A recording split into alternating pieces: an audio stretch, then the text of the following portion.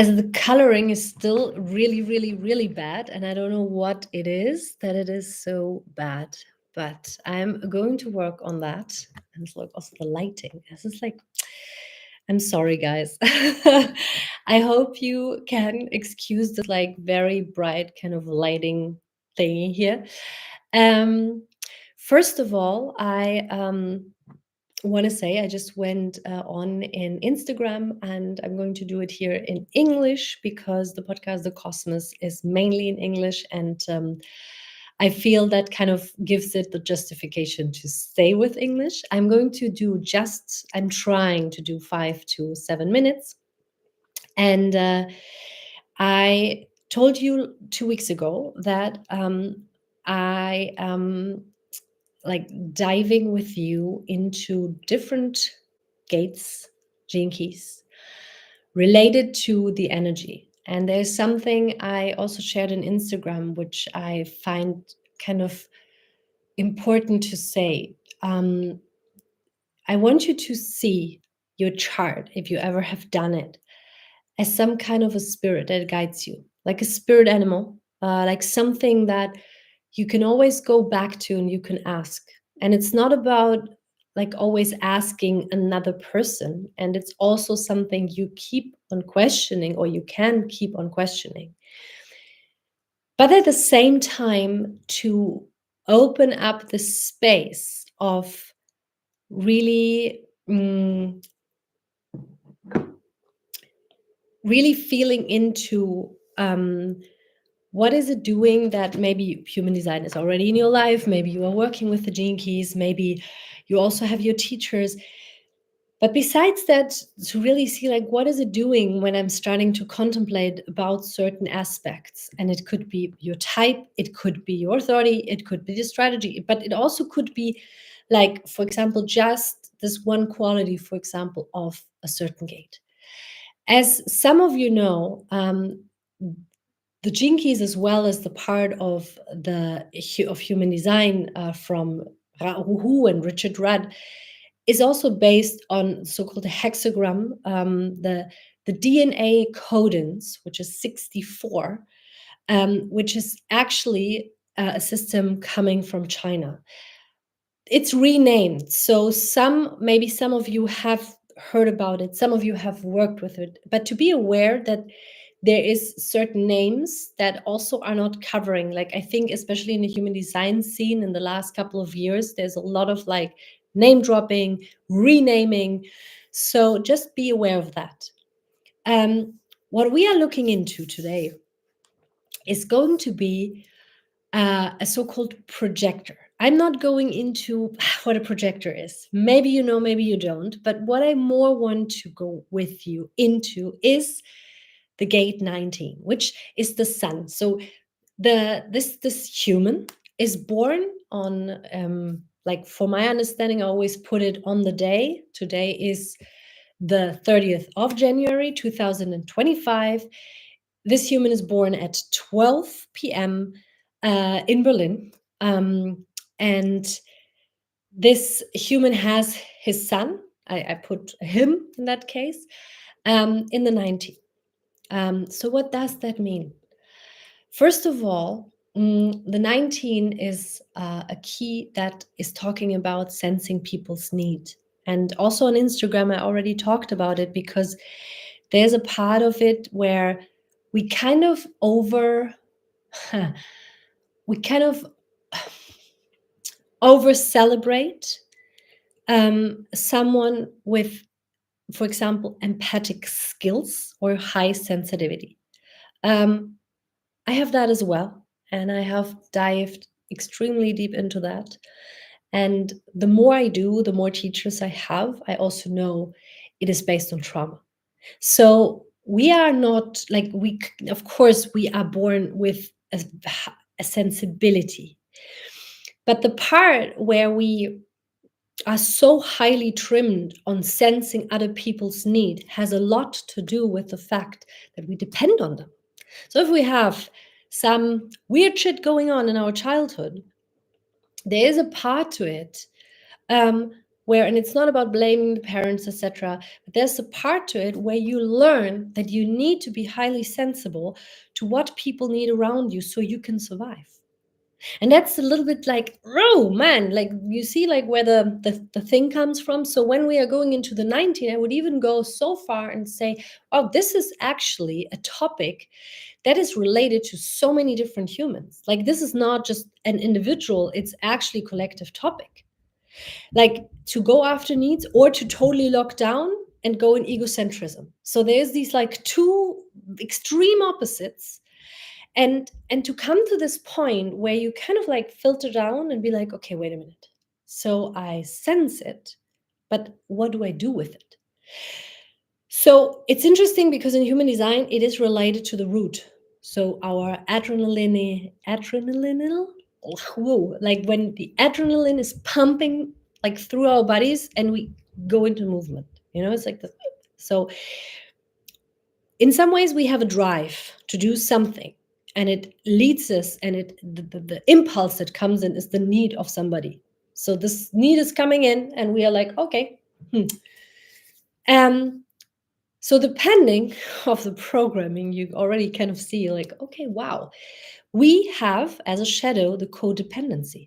Like it's really easy with this key, with this gate to get codependent, because it also feels good, especially when we talk about a projector who also striving for acknowledgement and who also likes it to be seen. So of course, when we are fulfilling other people's needs, we come to this point where we most likely not only be seen, but we are also satisfied. And that is maybe something for short term, but there is a moment when it kind of, kind of hits your system and you're like, okay, cool, I'm walking along, tuk, tuk, tuk, tuk, tuk. And then it hits you. And this is the part where I want you to invite you, like, besides maybe contemplating on a shadow of codependence, like being dependent on others in order to also sense needs, it starts with your own needs, to understand what are my needs actually. And many people who have this key or this gate have already an issue with that, like actually knowing what the needs are. Because if you don't know, yeah, you kind of are focused on what everyone else needs and wants, and then you are like acting on base of that, and then you kind of realize like, but that's not what I want. But you're still with the question of like, so what do I want? And is that in that context so important? Yes, in the shadow quality, it is extremely important, because this is what leads us to codependent relationships, where there's this imbalance where we kind of like also even up to the point losing ourselves within the relationship. And then there's this next step, which is the so-called the gift. And I kind of like that, like the sensitivity. And then I'm coming back also in that moment to the empath, or people who are very highly sensitive. You have this gene, you have this gene. In that case, yeah, it's a gene keys here, but you have this capability inside of you to be aware of what others want and need, and stop making it a curse, but look at what actually results out of that in your daily life, like where you are coming to your limits, where it brings you to this point where you maybe struggle or you fulfill others' needs in order to be loved. And it doesn't mean that, like, it's a nice reason to fulfill something in order to be loved, but the question is, in the end, is that really something that is healthy for you, or how does it feel, or is that just a coping mechanism that you do? Like, also in today's society, I find it really interesting when I look into the West, like oftentimes it's about like me, me, me, me, me. The question is, what kind of me is that? It is beautiful to be in this like give and take, in this reciprocity, or to also understand like, hey, this is what you need. I love to give that to you. But for example, when I take this moment of this projector, giving a lot away and coming to this point where there's even maybe like a closing down of this person, complete depletion. And so the question always in that is, when do you stop and observe and give yourself the time of seeing the gift of the sensibility, knowing that you have this capability, knowing that maybe your root is jumping on and pushing you forward if there's a person in need, and on the other side also acknowledging and seeing that you have a choice. You have a choice. And there's the other part, which I think it needs a lot of contemplation, which is the city of sacrifice. And I think, especially in Western societies, this idea of sacrifice brings us like often to this point of like, no, I'm not sacrificing. But imagine you come to this point where you completely transform it. I want to give you an example for that.